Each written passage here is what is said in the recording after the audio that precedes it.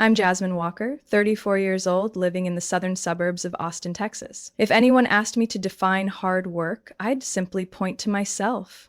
I used to work 12 hours a day, 6 days a week for over a decade to build the life I have now. A modern two-story home with 3 bedrooms, a backyard shaded by old oak trees, and a private office overlooking the pool. Purchase price? $780,000. Paid off half of that within the first 2 years. I'm a senior manager at a financial consulting firm headquartered downtown. The job is demanding, but I love it. I thrive on control, precision, in every number, every report. Every morning I wake up at 4:45, work out in the basement gym, then make a protein smoothie and drive nearly 40 minutes into the city. Everyone at the office sees me as the embodiment of discipline and success, a woman who built her life from the ground up. But what they don't know is I never truly lived alone in that house. Just 2 months after I moved in, my parents, Harold and Irene, showed up with 3 suitcases, 2 duffel bags, and a line. It's just temporary, sweetie, until we get back on our feet. 3 years passed and they were still there, still temporary, still waiting to get stable. And I, their only daughter, paid every single bill. The mortgage, utilities, gas, internet, insurance, car expenses, medical costs, and sometimes even my mother's Friday night theater tickets with her old friends. They didn't contribute a single dollar, not even a token amount, absolutely nothing. My father once ran a small flooring business, but it went bankrupt twice due to poor management. He refused to take a job because he used to be his own boss. My mother spent her days socializing, going to church and playing cards with friends, always dressed up, perfectly made up, despite earning no income. I once told her, "Mom, I can help you and Dad, but I can't carry everything forever." She just smirked. "You wouldn't understand. Being a parent is exhausting. You don't have a family yet, so it's easy for you to say." I used to stay silent in the face of words like that. But what slowly began to weigh on me wasn't just the financial burden. It was becoming invisible in my own home. When my younger sister Melanie visited every Sunday with her husband and 2 kids, the house lit up with laughter. My dad called her his little angel. My mom brought out fresh-baked pastries, fussed over the grandkids' hair, and gathered everyone for family photos. And me? I was the shadow walking past the living room with a laptop and a stack of reports. No one asked how I was doing that day. No one knew I had just closed a $3 million deal with a client. They only asked me to pay for the Amazon order Melanie placed for her eldest son. I used to believe it was my duty, that children should take care of their parents, that if you had means, you should share. But over time, I began to realize no one thought I needed care, too. That I was also a daughter, that I was also human. I once told myself, as long as they weren't hurting me, I was fine. But being treated like a walking wallet, a servant in the home I paid for, started to wear me down. I don't know the exact moment the shift began. Maybe it was when I realized my mother had never asked if I was tired. Or maybe it was when my dad said, right in front of a stranger, "My girl's good, makes a lot of money, but she lives like a robot." I smiled at the time, but something inside me cracked wide open. I began to see it more clearly on my 34th birthday. That morning, I received exactly 2 birthday messages. One email from the insurance company and a text from Melanie that read, "Happy birthday, sis."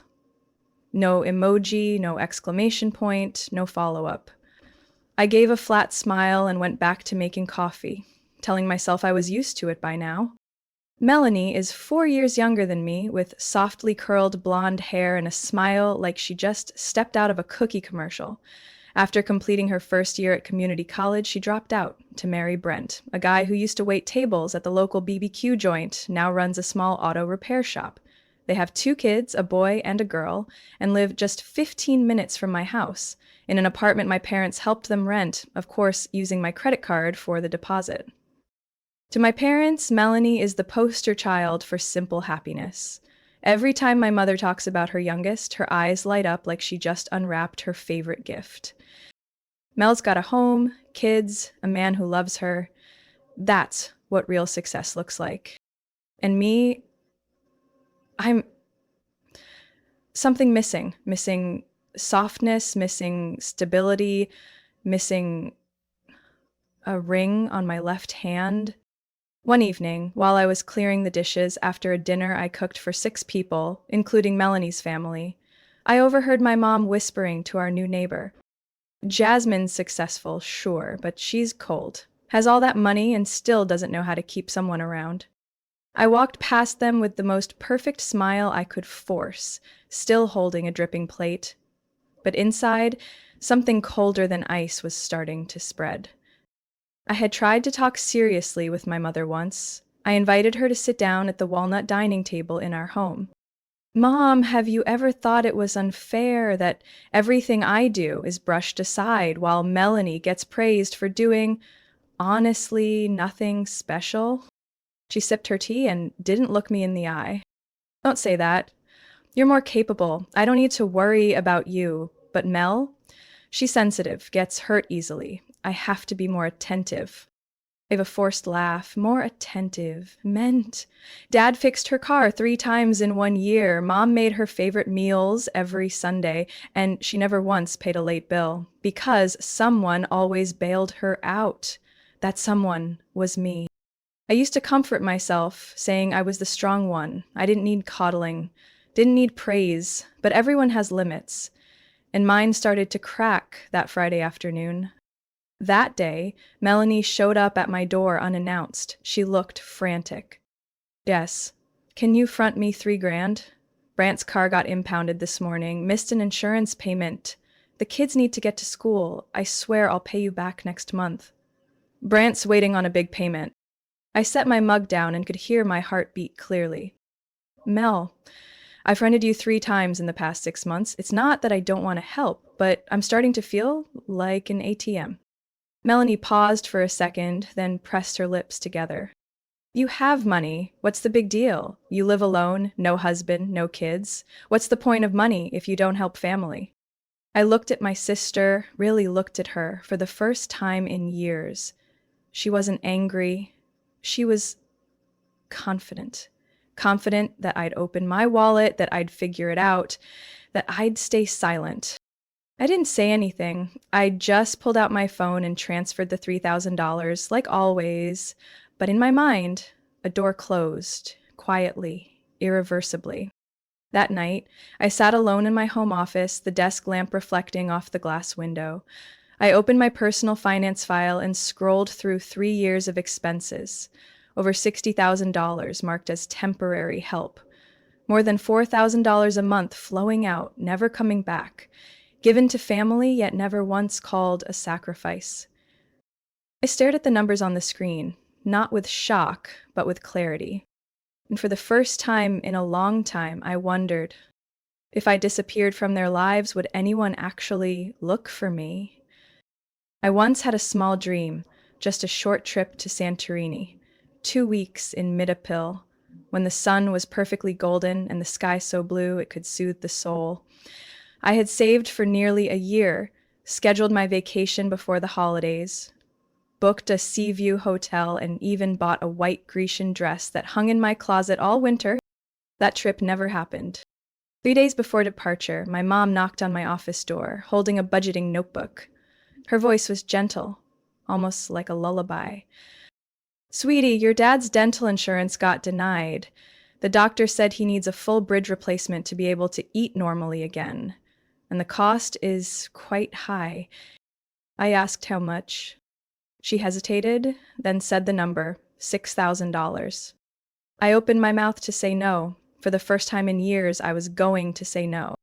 But then I saw her eyes, full of quiet expectation, like if I didn't agree, I'd be the ungrateful daughter. And I nodded. I canceled the flight, lost all my deposits, gave up my time off, and went back to the office Monday like I'd never dreamed at all. The white dress stayed in my closet for 2 more years before I donated it while packing up for a move. That wasn't the only time. Once, I was nominated for the Leadership Excellence Award at work, a gala in Seattle fully sponsored by the company. But that same week, Melanie had a minor car accident. Brent was out of town, and no one could watch the kids. My mom called and said just one sentence: Mel is spiraling. She needs someone right now. I skipped the gala, stayed home with the kids all week. While Melanie binge watched Netflix, I drove her kids, cooked, cleaned, bought medicine, all silently. I didn't need to be thanked, but I had hoped, at least, for one genuine thank you. There wasn't one. I've lost count of how many times I've used my year-end bonuses to pay off my dad's credit card bills, or how often I've rescheduled vacations because of urgent family matters. Every time I tried to do something for me, a new reason popped up that took priority. I used to call it putting family first, but now it felt more like I was trading pieces of myself so others could live comfortably without ever being held accountable. One night, I stood on my porch with a cup of hot tea, watching the lights from the neighbor's house, a family of 4 having dinner, laughing. I realized I'd never had that feeling. Every meal in my house had been tense silence or veiled pressure.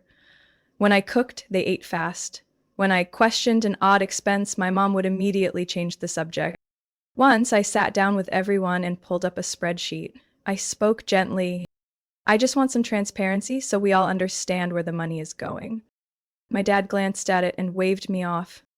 Oh, come on, Jasmine, don't complicate things. You're the finance person, you get it. Just handle it for us. We're family, no need to be so black and white. We're family was their go-to phrase to silence me. Every time I brought up boundaries, they called me cold. Every time I kept money for myself, they called me selfish. So I started logging every expense, not because I wanted repayment, but because I needed to see the truth. A part of me needed proof that I wasn't imagining it. And the numbers kept growing, clearer and more undeniable. That day, as I sat at my computer typing in the last line, summer tuition payment for Dylan, nephew, $1,850. I paused. My hands rested on the keyboard. I didn't type another word. Melanie's voice from the week before echoed in my head when I gently mentioned her overspending. You live alone. You wouldn't understand what it's like raising kids. Those expenses don't mean anything to you. Yes, I live alone. But that doesn't mean I don't get tired. It doesn't mean I don't hurt, being treated like an outsider in a house I pay for. At that moment, I heard my dad's voice from the kitchen. Melanie deserves support. She sacrifices for family. Jasmine, she just makes money. I didn't go downstairs. I stayed in my office, hands clenched until numb. That sentence kept echoing in my head, over and over, like nails hammered into wood. And for the first time, I didn't make excuses. Didn't think they didn't mean it. Didn't whisper, one day they'll understand. I thought only one thing. What have I traded my youth for, and what did I ever get in return? It was just a regular Tuesday morning. So regular, I almost forgot how exhausted I really was. I got up earlier than usual to prepare for my quarterly strategy presentation to the executive board. That presentation could land me the role of Regional Investment Analysis Director, something I'd been working toward for the past 7 years.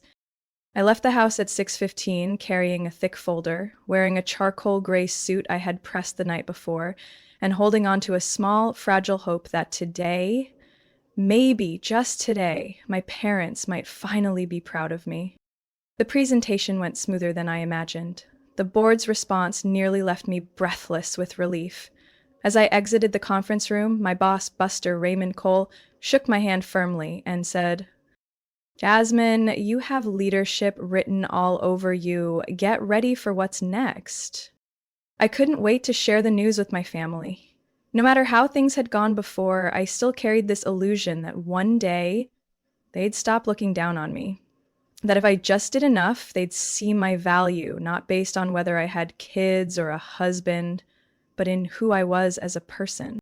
So instead of going back to the office like usual, I stopped by my favorite bakery, picked up a small cake with the handwritten message, "We did it," and drove home. The home I'd spent nearly 10 years paying off, where they'd been living rent-free for the last 3. When I walked in, no one was in the living room. I figured they were out in the backyard or upstairs. But as I set the cake on the kitchen counter, I heard voices coming from my dad's room, the space he'd claimed as his home office, even though he rarely actually worked. The door was slightly ajar. On his desk was an open laptop in the middle of a video call. On screen was Uncle Elliot, an old friend of my dad's. I didn't say anything yet. Then I heard my father's voice, calm as ever, like he was talking to a stranger. And Jasmine, same as always. All she does is work. Great at making money, sure, but lives like a robot. Nobody can stand her control freak ways. I froze in the hallway. Elliot, I mean it. Sometimes I think she never should have been born. She doesn't understand family, just throws money around and expects gratitude. My heart clenched. My throat dried up. I wanted to step in. I wanted to yell. But I couldn't move. Uncle Elliot gave a nervous chuckle on screen. Come on, Harold, that's a bit harsh. My dad laughed. Harsh? She's got no husband, no kids, alone in that house like it's a mausoleum, thinking she's successful. It's pathetic. I leaned back against the wall, a chill running down my spine. Now, Melanie, that's my pride and joy. Didn't finish school, but she's got a husband, kids, and knows how to live. Jasmine, all she knows is how to control people with her wallet. A second later, my mom's voice came from the living room. Harold, keep it down. What if she hears you? My dad scoffed. She's at work. When does she ever come home early? And if she does hear it, good. Let her know who she is. I stepped back, slowly made my way to the back door.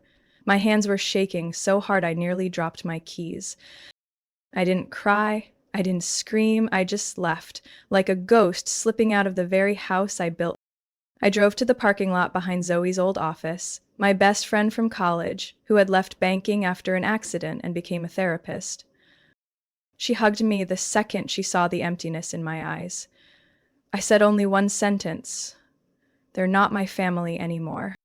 And I sat there, in her little greenery-filled office, staring out the window, wondering, if I disappeared, would they be sad or just inconvenienced? I didn't go back home that night. Instead, I stayed at Zoe's apartment, a small but cozy space filled with books and the calming scent of lavender. She had already laid out a floor mattress by the window and told me I could stay as long as I needed. We didn't talk much. I just sat there, finished a cup of chamomile tea, and quietly opened my laptop. I created a new folder, Exit. In my mind, every step appeared clearly, as if I had planned this long ago, just waiting for the right moment. I didn't want to scream, didn't need a dramatic scene. I wouldn't beg for acknowledgement. I just needed to leave, cleanly, decisively, without looking back. The next morning, I called Thomas Grant, my financial advisor for the past 8 years.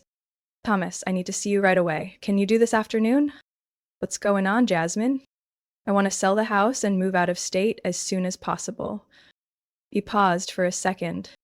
You sure? Absolutely. The meeting was set for 3 p.m. at his office on the 26th floor of Devon Tower. As I drove, I felt strangely detached from myself, like a different version of me had taken the wheel, clear-headed, composed, no longer trembling. I explained everything to Thomas, of course skipping the emotional damage. I simply said I needed a fresh start, somewhere no one knew me, somewhere I wasn't expected to be the family's safety net. Have you picked a city yet? Boise. Thomas raised an eyebrow. I smiled. Don't laugh. I went there once for a work trip. The air was clean, the houses were reasonable, and there's no one there expecting me to sacrifice for them. He let out a quiet laugh. I think that's a good enough reason for me. We started planning asset liquidation. Thomas referred me to a local real estate agent named Clara Bennett, someone who specialized in private, fast, discreet sales. We scheduled a walkthrough for Friday. The time, I knew for sure my mom would be at her hair appointment and my dad usually out golfing. They wouldn't be there. As for me, I would stand in the living room, once filled with fake holiday laughter, and tell Clara, clear the memories, price it right. I'm not here for sentimental advice, I just want to go. I also reached out to my company's HR department. After last week's successful presentation, I knew I had leverage. I emailed the HR team at the Boise branch, attaching my resume and a reference note from my boss. 2 days later, I received a reply. We're very interested in your relocation. The senior strategy consultant position is currently open. If you agree, we'll assist with moving expenses. I read the message with a steady heartbeat. Not joy, not hesitation, just certainty.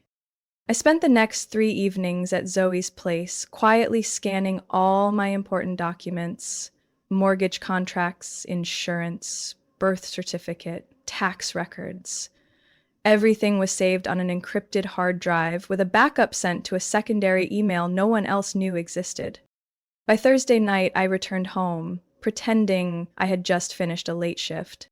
The house was quiet. My parents were watching TV in the living room. My mom asked casually, "Where have you been the past few days? I made your favorite dish last night." I smiled politely, and I had some things to take care of. No one questioned me. I went up to my room, locked the door, and began packing each item based on a checklist I had already made. Keep, ship, sell, discard. I didn't have much to pack, because truthfully, very little in that house ever truly belonged to me. The next morning, I texted Clara, "The house will be empty from 9 a.m. to 1 p.m. Please come by with a photographer." She arrived on time, professional, didn't ask questions. As I led her through each room, she nodded continuously. Beautiful house, clean, spacious bedrooms, bright kitchen. I'm confident it'll go fast. I glanced back at the living room, where hundreds of dinners happened without a single genuine question asked, and said, "The sooner it's sold, the better. I want to be out of here in 3 weeks." Clara didn't press. After she left, I stood in the entryway, looking around one last time. The house suddenly felt colder, unnaturally quiet. But inside me, a soft sound had just echoed. A click. Not from the front door, but from a door within me. The door to freedom. The for sale sign was planted on the front lawn that Monday morning. From the second-floor window, I saw my father's face harden like concrete as he rounded the corner from the backyard and spotted the sign. My mother rushed out from the garage, eyes wide, like someone had just announced the house was being demolished. They looked at each other, then up at the window, where I stood holding a cup of black coffee, gaze calm and detached. My father roared, "What the hell is going on, Jasmine?" I didn't answer right away. I simply walked downstairs, opened the door, and said firmly, "We need to talk, right now." We sat in the living room. I took the armchair by the fireplace, the seat I was rarely allowed to sit in because your mother prefers that spot. My parents sat tightly together on the sofa, their expressions equal parts stunned and defensive. "What are you doing?" my mother asked, her voice trembling but still trying to sound righteous. "Why would you list the house without consulting us?" I set my coffee on the glass table and pulled out a black folder. "Because this is my house. It's under my name. I've paid every mortgage bill, every tax, every insurance premium for the past 3 years. And I no longer owe this place, or anyone in it, anything." My father growled, "This is a family home. No one sells the family home while their parents are still alive." I looked him straight in the eye. "I'm not selling the family, I'm selling a property, and you two have been living in it like rent-free tenants." My mother exhaled sharply, like I'd slapped her. "How dare you talk to us like that after everything we've done for you?" I opened the folder and pulled out a detailed spreadsheet, printed in color, clearly labeled. "Let's take a look then. Here's everything I've voluntarily covered over the past 3 years. I printed it for your convenience." I slid the stack toward them. My father picked it up, his eyes locking on each line. I began reading aloud. Monthly mortgage, $2,500 times 36 months equals $90,000. Utilities, electric, water, gas, an average of $600 per month equals $21,600. Groceries, food, medication, $1,000 a month equals $36,000. Auto insurance for both of you, $3,200 per year times 3 equals $9,600. I paused as my mother slowly lowered the paper, her face pale. And here are the special expenses, I continued. At full dental reconstruction, 6,200. Mom, specialized eye drops, 1,300. Plane tickets for Melanie and the kids to Florida, 3,400. Her apartment deposit last year, 5,000. All paid from my personal account. My father tossed the paper onto the table. What the hell is this? Are you keeping score against your own parents? I stayed composed. No, I'm being transparent and ending a one-sided arrangement. From now on, I won't be paying for anything else. No more rent, no more bills, no more bailouts for Melanie or her kids. My mother tried to hold back tears. Jasmine, do you even realize what you're doing? You're tearing this family apart. I clenched my hands. I'm not the one tearing it apart, Mom. This family's been rotting for a long time. No one just wanted to admit it. My father shot up, pointing a finger straight at me. You're ungrateful. All you care about is money. No one wants to live with you because you're cold, controlling, and heartless. I didn't flinch. I simply asked, softly, then why have you both lived off that heartless person for the past 3 years? No one had an answer. I stood up and gathered the documents. I'll be out in 3 weeks. The house will change hands before the end of the month. You can start arranging to stay with Melanie. I'm sure your real pride and joy will be happy to return the favor. I turned to leave, but my mother shouted behind me, You'll regret turning your back on this family. I didn't look back. The only thing I regret is not doing this sooner. 3 weeks later, I stood in the middle of the empty house, the late afternoon light pouring through the large living room window, reflecting off the hardwood floor like a blurred mirror of old memories. I had signed the sale agreement for $875,000, nearly 50 grand above my initial expectations. The buyers were a young couple from Dallas, obsessed with the magazine-style open kitchen. I didn't tell them about the years of exhaustion lived within those walls. They didn't need to know. They only needed a new beginning, just like me. The next morning, I left Texas.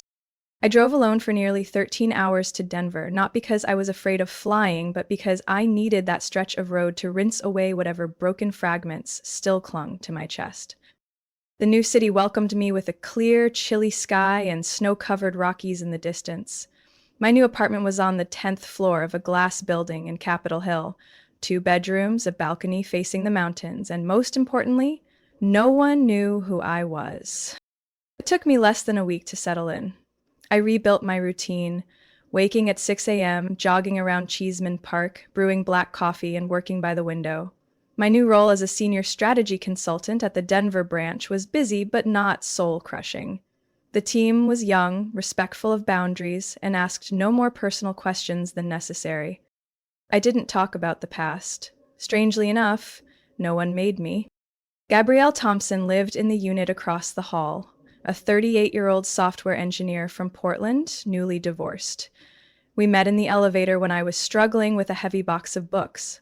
He grabbed it without asking and smiled. Welcome to the 10th floor, where heavy boxes and sore shoulders are daily fare. I laughed. A genuine laugh, something I hadn't done freely in a long time. It started with evening walks around the block, then Saturday morning coffee, and eventually weeknight dinners in my kitchen. He made pasta, I tossed salad, and told awful jokes. Gabriel never pried. He never asked about where I'd come from, about my family, or why my eyes sometimes drifted quietly toward the mountains. One night, as I was packing up leftovers, he leaned against the counter and asked gently, Jasmine, do you ever regret it, walking away from it all? I paused, considered it, then said, I didn't walk away.